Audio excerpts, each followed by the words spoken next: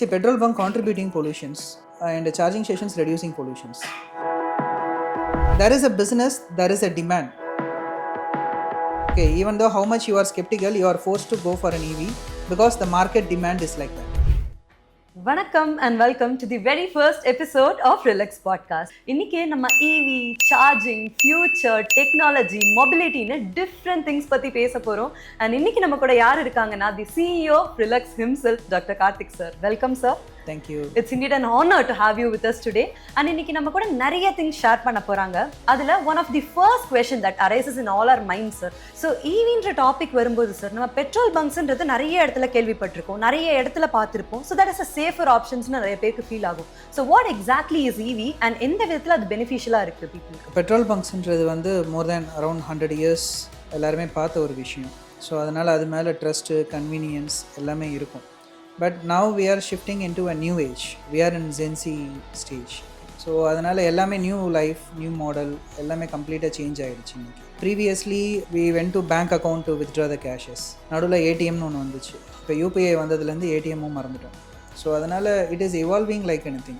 So the same kind, the evolution of petrol pumps is the charging stations. So how frequently do charging stations be sir? ஒரு இடத்துல இருந்து இன்னொரு இடத்துக்கு நான் travel பண்ணுறேன், ஒரு ஹைவேஸில் போகிறேன், எங்கே ட்ராவல் பண்ணும்போதும் மேஜரான ரெஸ்டாரண்ட்ஸில் மட்டும்தான் சார்ஜிங் போர்ட்ஸ் இருக்கிற மாதிரியான ஒரு பிம்பம் இருக்குது நிறைய பீப்புளுக்கு. ஸோ அது உண்மையா அண்ட் அது எப்படி மேனேஜ் பண்ணுறாங்க பீப்புள்? ஸோ இதுக்கு முன்னாடி வந்து இவி ஃபீல்ட் வந்து அப்போ தான் க்ரோ ஆகிட்டு இருந்துச்சு. Okay, so we don't want make them to wait for a long time. Because earlier ஸ்டேஜில் சார்ஜிங் வந்து ஒரு 1 hours 2 hours ஆகும். Because it is a low voltage architecture and low charging architecture, charging speed கம்மியாக இருக்கும். Because it is initial stages. So அந்த மாதிரி டைமில் வந்து கஸ்டமர்ஸை வந்து ஹேசல் பண்ணக்கூடாது. they don't want to wait 2 hours in charging, திருப்பி போயிட்டு சாப்பிட்றதுக்கு ஒரு 1 hour வேஸ்ட் பண்ணக்கூடாதுன்றதுனால we started putting in charging stations in restaurants. But now the scenario has changed. So now the EV numbers has got increased, which we can't cater in restaurants. Because in restaurant you can get only 2 parkings. But now out of 4 cars, 10 cars sold, 4 cars are EV. So previously it was out of 20 cars, 1 car is EV. Now out of 10, 4 is EV. Sooner or later it will go more than 50%. And sooner or later it will be 100% also. So that is the agenda of Indian government, all the state governments are working towards it. Now we demand, the market demands also hubs. So with multiple charging ports, and we give freedom to our charging users that anybody owns any kind of EV vehicle then come and charge. Because in restaurants they don't allow commercial vehicle, they don't allow buses, they don't allow trucks. So now we are also having concern that if we invest, so we should not block some business. Because everything is charging, everything is business for us, as far as we concerned. So coming to this restaurants point of view sir, most of the hi-fi restaurants in our state, அவங்க கிட்ட தான் இந்த EV charging ports are there அப்படின்றது it's a perception.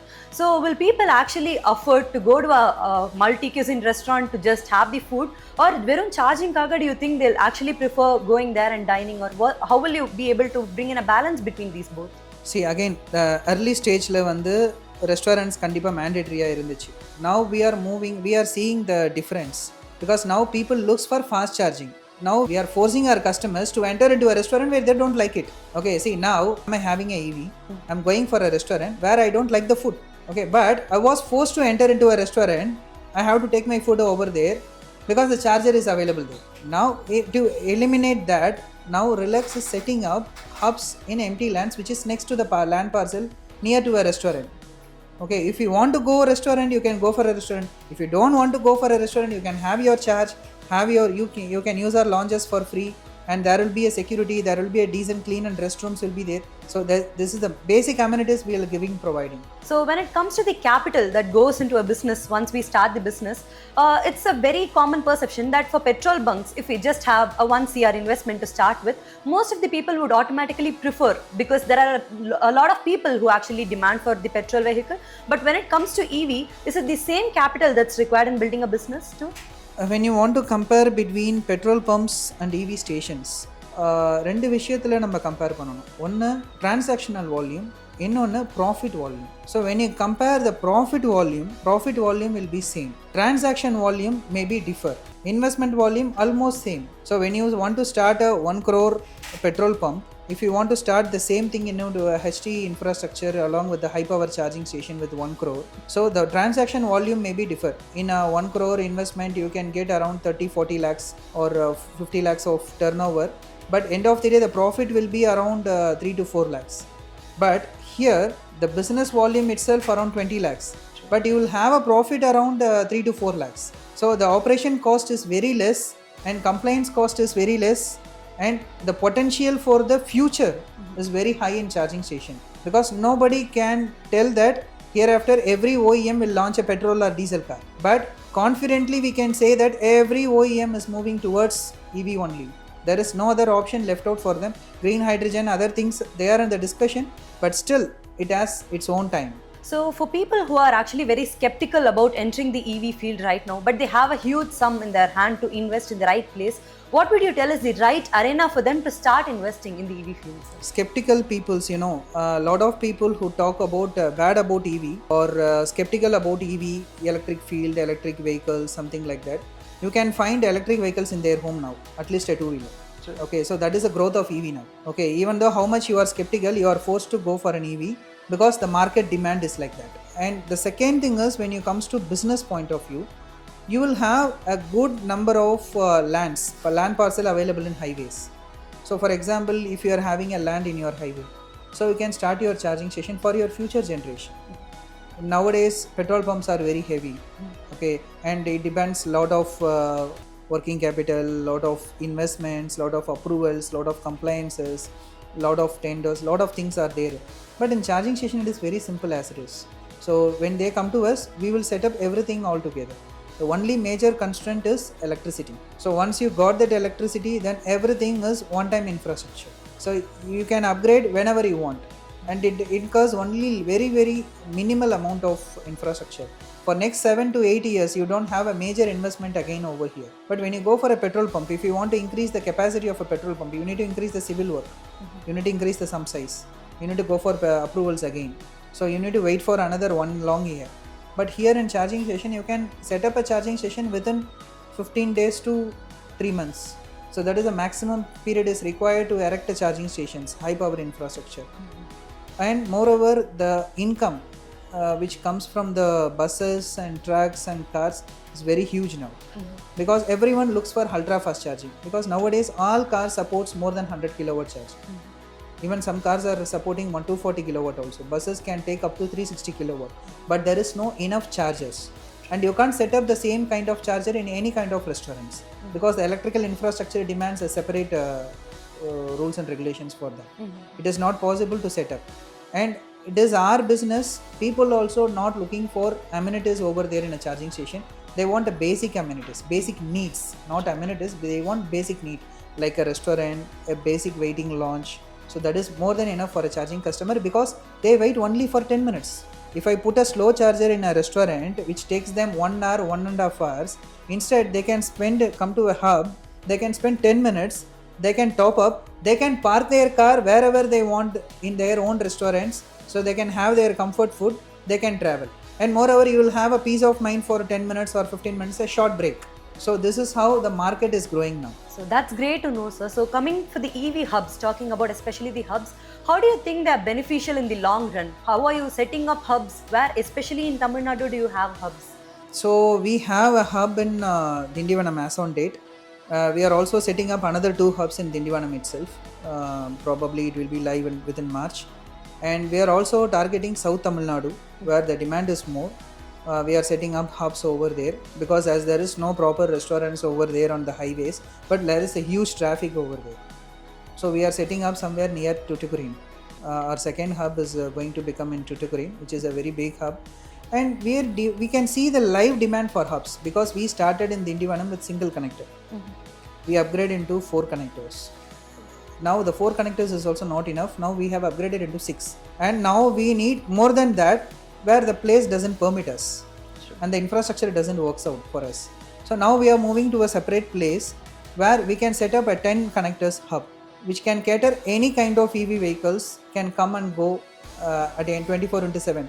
And apart from this, we are also working towards a major point that with the manpower, because all the charging stations are equipped with automated systems. Okay, so and if a new user comes, if somebody coming as a new user, they have a panic. And if you are traveling from different city to different city, you have to download a different app, so you need to someone to guide over there. And for that only we are looking for hubs everywhere, so people can come, they can just go for charging, and along with our charging assistant over there, and we have a housekeeping persons will be there, and we have 24/7 security will be there. Even though you can charge at the odd times like 12 o'clock, 2 a.m, 1 a.m, there will be 24/7 security will be there. You will feel first safe along with your family, so safety comes first. So we are concentrating on that mode, and we are choosing the location as per the safety protocol only.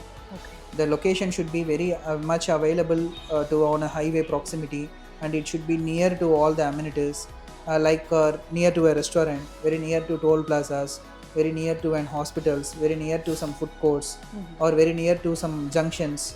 So these are the places we are choosing for setting up an hubs. So when we consider this as a business opportunity, like you rightly pointed out, so when it comes to petrol bunk, let's say we are putting in a 1 crore investment, and same for an EV charging hub also we are putting in a 1 crore investment. Are you telling me the returns for the both of them will be same, or would it be slightly higher than the petrol bunks itself?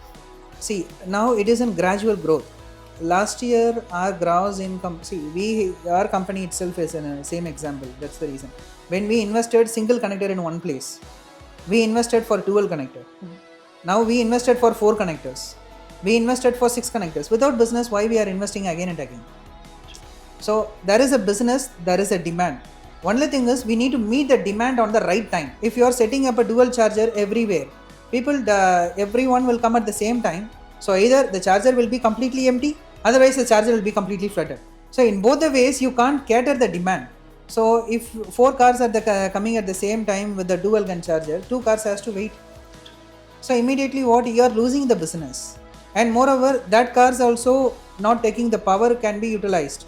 So when you are going for a high power chargers, this low power architecture cars also still in the market. So they also coming for charging, so they will take less power. Imagine if a 18 kilowatt battery car is occupying around 240 kilowatt charger, where a buses is come, so the bus has to wait. So and end of the day we are ending up losing the revenue, and we can't ask him to remove the car because he is also our priority customer.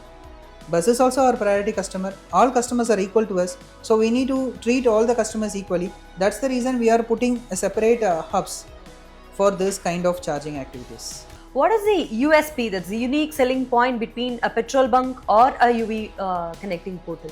See, petrol bunk contributing pollutions and charging stations reducing pollutions. So we think about our future generation, and that is a major USP what we can see. And there is potential growth and lot of government subsidies for charging stations like PME drive, state government, central government, lot of subsidies are available. And for EV cars also subsidies are available. Road tax free exemptions is there. So in various states lot of steps are taken, and government itself starting to scouting the land locations. When recently we also signed with Tamil Nadu government for feasibility study of 500 charging stations. But imagine the 500 charging stations inside Tamil Nadu itself will cater a very big market. Okay, and the infrastructure will be everywhere. So wherever you see, there will be a charger. So that develops the number of cars. Definitely. Thank you so much, sir, for your valuable insights on this exact topic. It was definitely very beneficial for us. And for more insights, you can follow us on Instagram and Facebook too.